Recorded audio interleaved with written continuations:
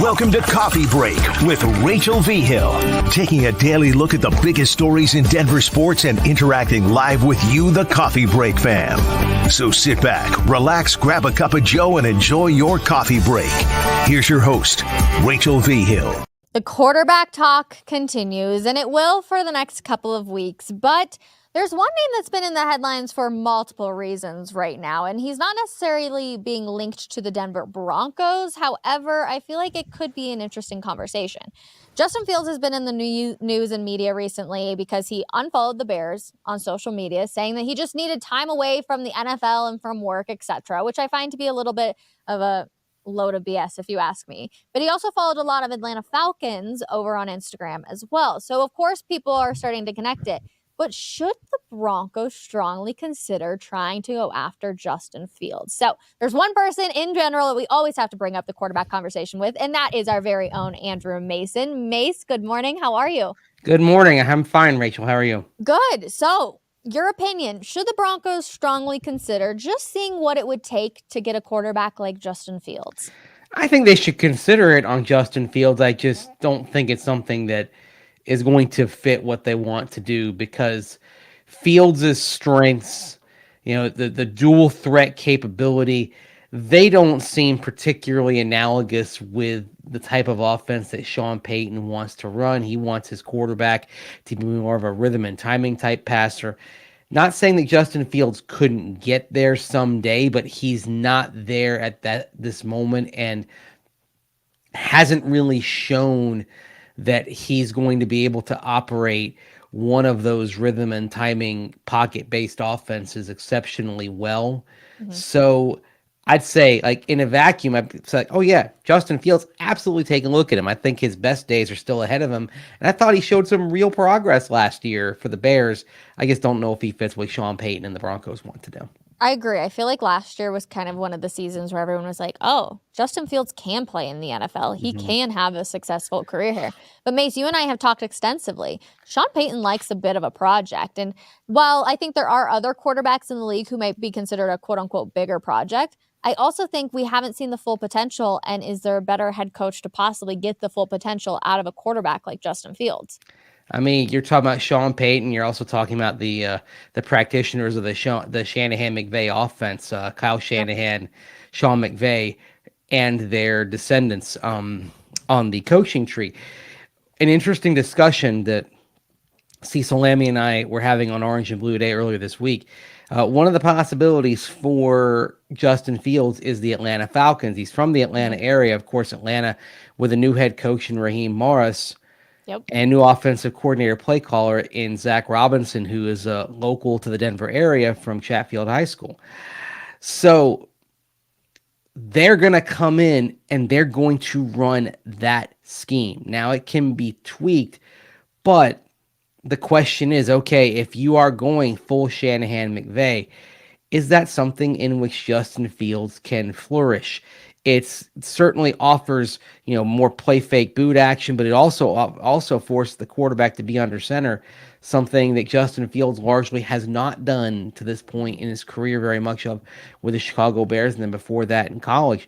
So it's interesting to hear some buzz about Justin Fields to Atlanta when that would be a fascinating thing to watch, to see if Fields can adapt to that scheme, and if Zach Robinson and Raheem Morris as well. Raheem Morris does have some offensive background, even though he's mostly defensive head coach.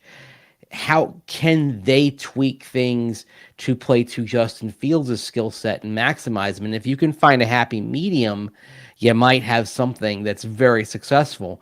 But it's going to require Fields showing more rhythm and timing as a passer and consistency as a passer than we have seen to date.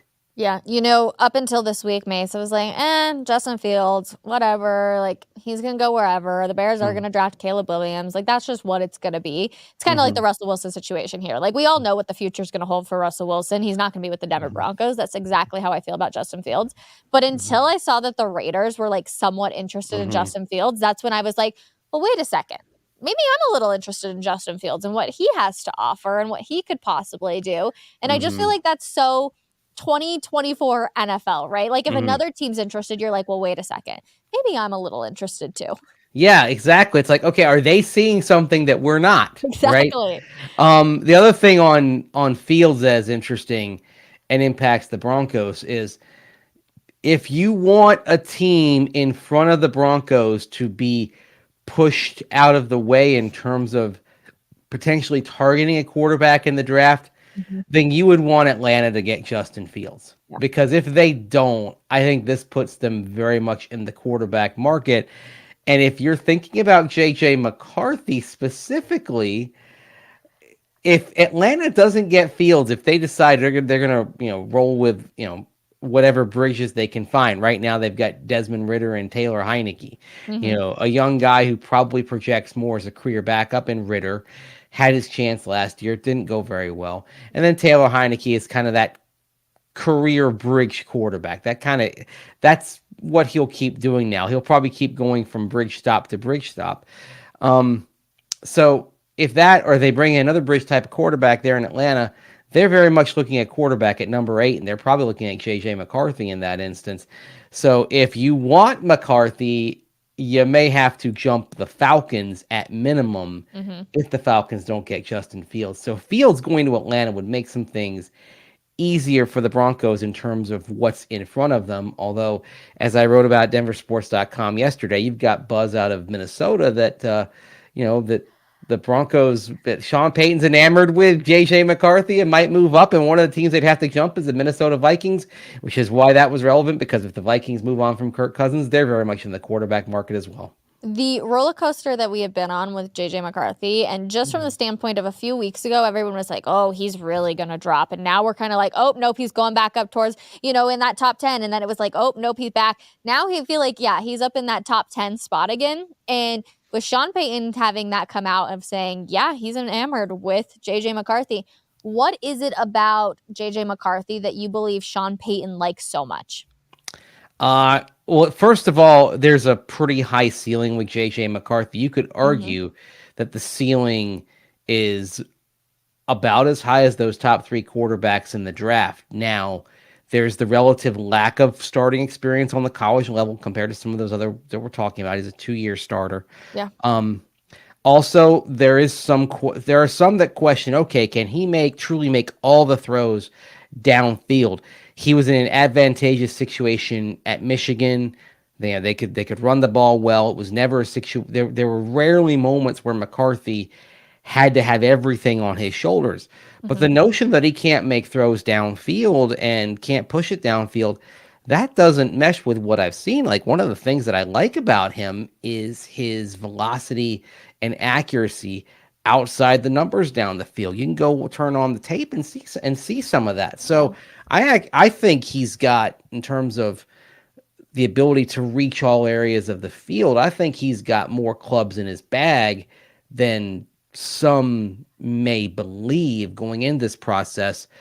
But he's going to have to, if he's with Sean Payton, he's going to have to adjust to kind of getting the ball out on time a little bit quicker. He can use his legs, and I think anyone who puts JJ McCarthy out there would be wise to use that ability early on in his career, because if you've got that legitimate threat, it forces defenses to be more conservative in their coverages because they've got to account for the quarterback running the ball, and that means you've got a linebacker who's got to serve as a spy, a safety who's got to serve as a spy. It opens things up elsewhere.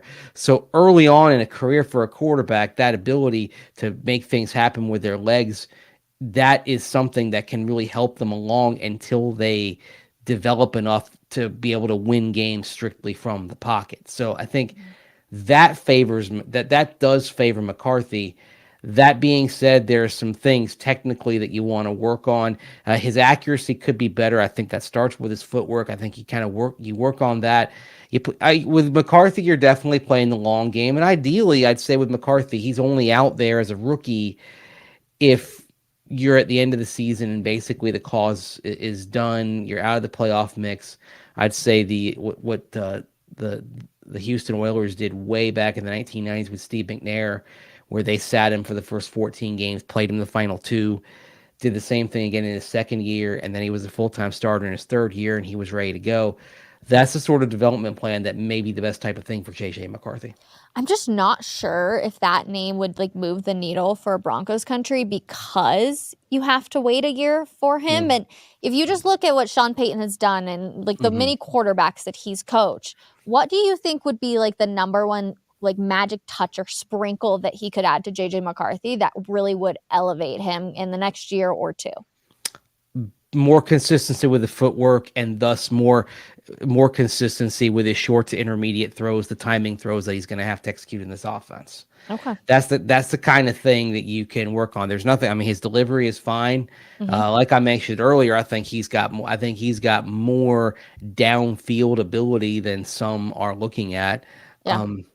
I just would like to see him get a little bit more consistent short to intermediate. If he can do that, then I don't think you're gonna have any questions on the throws that he can make. But as ever, you got to be patient with a quarterback when they're developing. And the ideal situation is you don't want to force the quarterback out there before they're ready. I would say this, Rachel, as far as will Broncos country embrace JJ McCarthy if he's the rookie? I think so. If you're talking about, yes. Wow. Okay, a couple of reasons. First of all, I do think that anybody Sean Payton drafts in round one, even though we're sitting here questioning and dissecting each prospect at this point, anybody Sean Payton drafts in round one, I think it's going to be, well, Sean Payton chose him. This is Sean Payton's first round quarterback. He chose him, to make a Simpsons reference, to be that guy. So I think there will be some element of that. And also, JJ McCarthy at pick 12 or pick 8, if you have to move up, or 7 or whatever. What are you giving up if you have to move 8? What are we trading away? I saw a mock draft that the Athletic had today that it was the 3rd round pick this year, a 4th round pick next year to move up from 12 to, I believe it was 9. Okay. If you're talking about getting to pick 7, pick 6, you're moving into at least a 2nd round pick next year, along with your 3rd rounder this year. And if you want to get to the top 5, that's where you're probably talking about a 1st rounder next year to move up to get JJ McCarthy. But the thing is, if you do that, then no matter who your bridge quarterbacks are, let's say you've got a quarterback room of Sam Darnold, Jarrett Stidham, and then you throw JJ McCarthy in there. JJ McCarthy is going to excite people because then you know that's the plan, that's the future, that's the hope, right? It's a direction. I think Broncos country wants, by and large, a direction. A rookie quarterback at a premium spot in the draft, top first half of the 1st round. That's a direction. That's a plan. And so even though people may come out to training camp and be underwhelmed watching Jarrett Stidham and Sam Darnold battle to be the number 1 quarterback, it'll be, well, JJ's there. You know, the jersey they'll be selling at the team store will be JJ, right? Because you'll look on the hillside and you'll see that a lot of fans are wearing jerseys of the 3rd team quarterback, and that it doesn't matter who that is. If it's a 1st round quarterback, if it's Bo Nix, you'll see it, right? Yeah. Okay, that makes it just feel Broncos country wants to believe, Rachel. They want to believe. Give them a reason to believe. I know, but I just think that Sean Payton is on a bit of a short leash with Broncos country. Like, I think they're going to give him one more year. And then after that, like, if the Broncos would not start hot in 2025, like, Broncos country might explode. But also, like, that's so much pressure for a QB. And I think Bronco country wants, like, the CJ Stroud, right? Where it's like, oh my gosh, you're a rookie QB and you come in and save the day. But right now, he's a unicorn. And so I just feel like, I just feel like the leash is so short for so many of these like players and coaches right now for Broncos country because of their past and what they've had to come into. I just find it hard to believe that people would be like, woo, let's wait another year and be mediocre just to see if this kid could possibly do something. Yeah, it might be rough. And look, if they start off 0-4, 0-5 or something like that, I think there would be pressure to put him out there perhaps before he's ready. Yeah.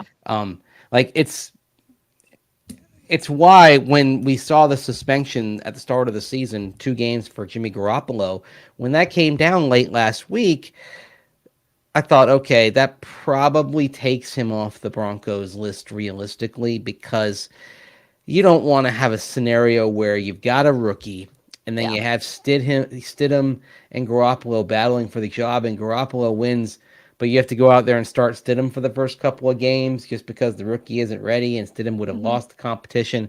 I think that brings an element into the room that you don't necessarily want to have. And oh, by the way, Jimmy Garoppolo, he has injury problems every year, right? I mean, you want the bridge to have a chance at being sturdy. So Yeah. if you have a good season this year with a bridge quarterback, then you can ride that out, and then you can let the young quarterback kind of develop on his own time. Like, that's kind of like what the Broncos are aiming for, Rachel. If they do draft a first round quarterback, what they're aiming for is this: if that first round quarterback is ready to go and can help right away, by all means, start him. Yeah. Okay. But if not, what you're aiming for is to have a bridge capable enough and sturdy enough of running this offense to where it gives you a shot. I mean, yeah, they lost some close games last year. They won some close games. But I can tell you, in that building, they're not using the dead cap that they're facing. They are not going to use that as an excuse. They expect to build off of last year, going from 5 wins to 8. And so even if we're talking about Jameis Winston, Sam Darnold as a bridge over the course of the year, they're expecting to be better. They're expecting to add a couple wins to that total and be in the wild card conversation. Absolutely. All right, Mace. Combine starts next week, which is crazy to even think about. If for somebody who has never gone to the combine, may never have the opportunity, what is one behind the scenes fact that you could give people to give them an insight into what it's like, or something fun that people would never expect? Fun. Okay. Probably the most informative part of it is what happens late at night in the wee small hours of the morning when all the day's work is done and the coaches and scouts, and yes, there's some cold pops being thrown down. The drama. Yeah. Yes, you do. Cold pops being thrown down in a crowded bar, crowded restaurant. Yeah, that's where but also there's stuff going on in quieter spots. Like Cecil and I were talking about how the George Payton, John Schneider negotiations for the Russell Wilson trade 2 years ago went down in a quiet little spot called Low Millers in downtown Indianapolis. Little No way. very very old school. You got like kind of those wood booths that you've got in there, and there was a cocktail napkin that had the original terms of the trade.